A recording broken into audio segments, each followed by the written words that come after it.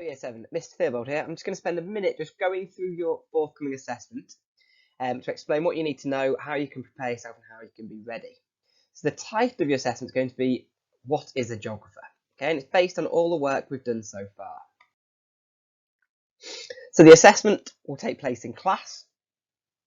It'll be in an assessment booklet that will look a little bit like this. Okay, you'll work in the booklet and it will take the whole lesson. And it's a combination of knowledge and skills. So sometimes it will be a factual answer, sometimes it will be you have to look at some data, or you have to look at a graph, or you have to look at a map, and you have to answer using skills. Now, what do you need to know? You need to know things that are in your knowledge organiser. Okay. Now, I will include a link in this email to a folder which you can access via your school email address, and that will have a copy of the knowledge organiser in. The knowledge organiser is in this blue booklet. If you look at the back, okay, you've got a page that looks like that. That is your knowledge organiser. So you need to make sure you've looked through that. You need to make sure you've learned it. Okay, it's got some key ideas, some key locational knowledge. You need to know the names of the continents. You need to know the names of the oceans and where they're found. And you need to know the capital cities that are listed. Okay, the reason we're getting you to learn these capital cities is they're important for our future studies.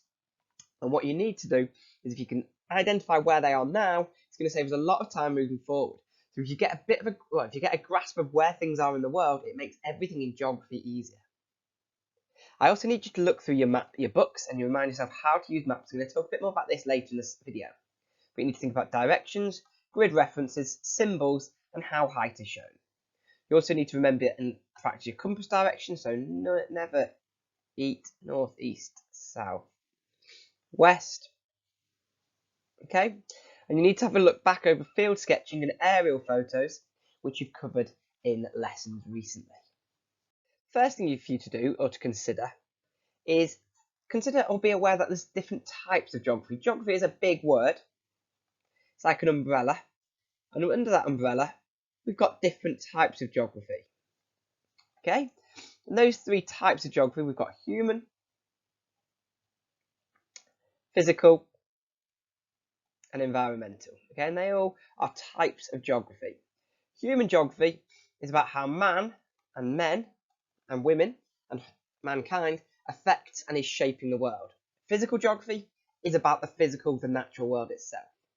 And environmental geography is how the human and the physical are changing, and the environment is changing as a result of this. So all of them are types of geography, but you need to just be aware about, maybe be able to give a sentence, a definition for each of them. Now, earlier on I said you need to understand locational knowledge. Now you can do this using your knowledge organiser, you can use it using a map, you can use it using this blue booklet that you should have been given in class. You need to know where the continents are and where the oceans are. You also need to know longitude and latitude.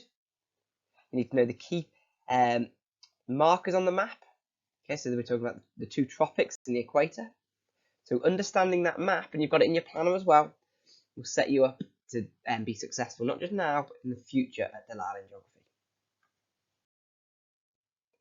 I talked about OS maps a second ago, or maps. You need to be able to use both 4-figure grid references and 6-figure.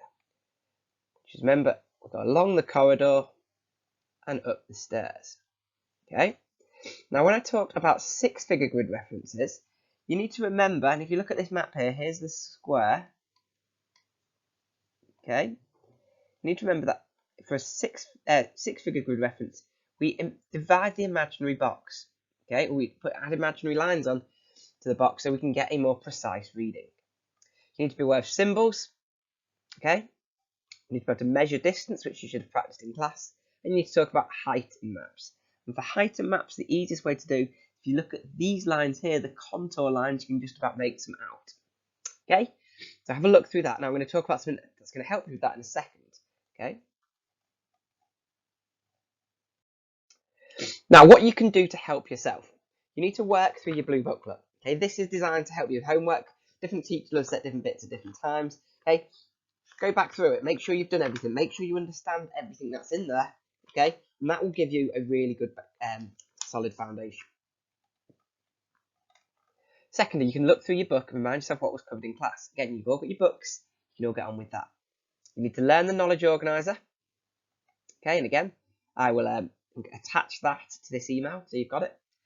And then the final thing you can do is you can complete the tasks in the OS Made Easy Peasy booklet, which is a PDF which is attached to this.